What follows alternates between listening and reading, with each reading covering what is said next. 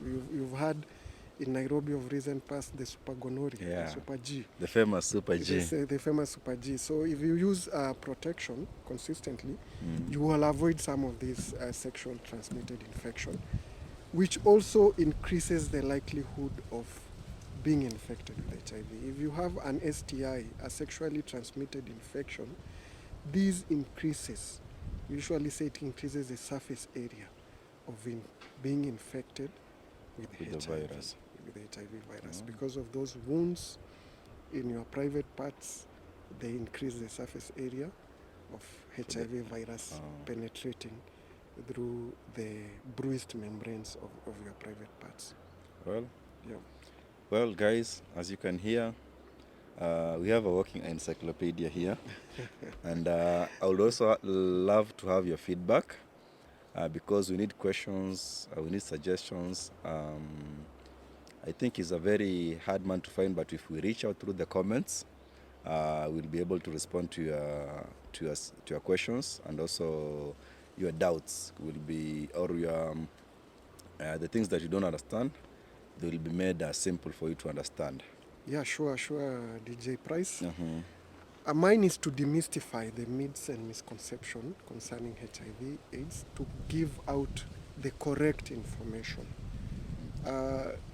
In my day-to-day work with the HIV program and HIV clients, there are various myths that are perpetuated out there. So if you have any question, any myths, or any clarification that you need to seek, kindly don't hesitate. Reach out to us, or you can go to the nearest health facility and get information. Information is usually power. And you'll be able to make decision based on information that you'll receive. So it's important to reach out and to demystify some of these myths and misconceptions. Well, so if I may ask, what are the new developments in matters HIV control in our country at the moment? Okay. So as I said earlier, we've come a long journey. Yeah. It was only until recently, around 2016, when the country adopted what we called the test and treat strategy. Back in the 90s, people used to die in numbers because of opportunistic infection. Maybe in our subsequent video we will explain how HIV affects your immune system. So when it affects your immune system, you become what we call vulnerable. Your body is exposed to other forms of infection. Actually, it's not the virus that will kill you. It's these opportunistic infections that will infect you, that they will take advantage of a weakened immune system. Remember, HIV in full is human immune. Immune has to do something with your soldiers, the body soldiers, your immunity, your defense mechanism. So HIV is an immune deficiency. When we talk about deficiency, it means there's not enough defense in your body. So it's a virus that ultimately leads to depletion of your defense mechanism, your immunity, which puts you at a very dangerous place where you get infected.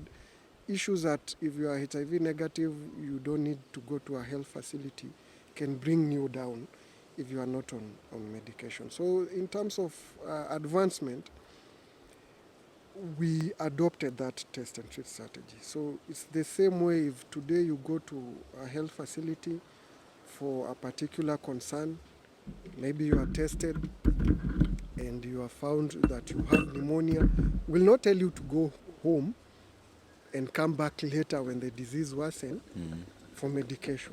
You'll get treated immediately. You'll get treated immediately. So that's what used to happen in the past. Because of lack of availability of drugs, we used to only monitor your immunity, your immune cells. They are called CD4. The way it's going down. The way it's being affected until it reaches a certain point.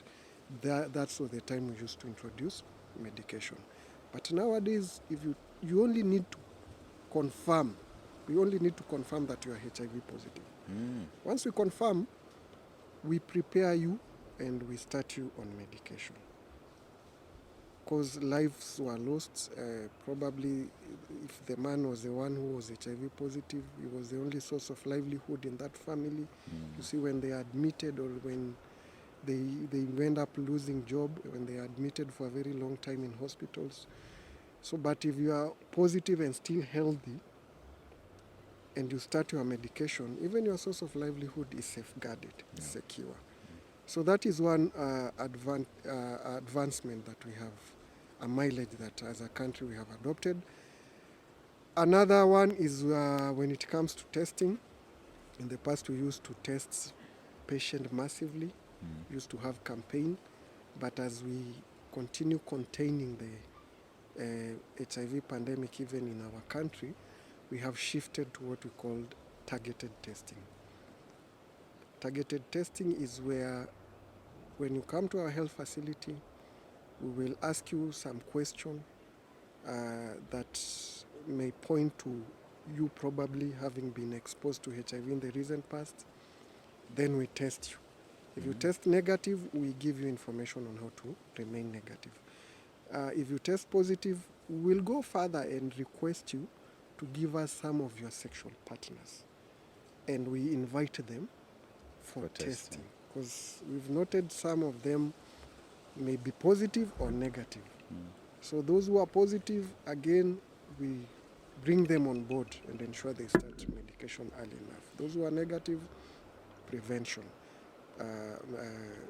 drugs, condom use, being faithful, abstinence, those messages will offer them, those who remain negative.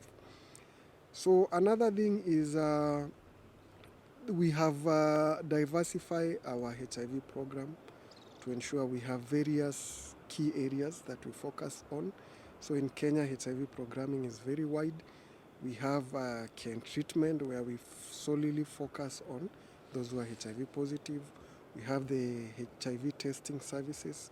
This is for identification and for prevention. Those who are negative, they are given messages on how to remain negative. Those who are positive, we ensure they are linked. We also have what we call prevention of mother to child HIV program.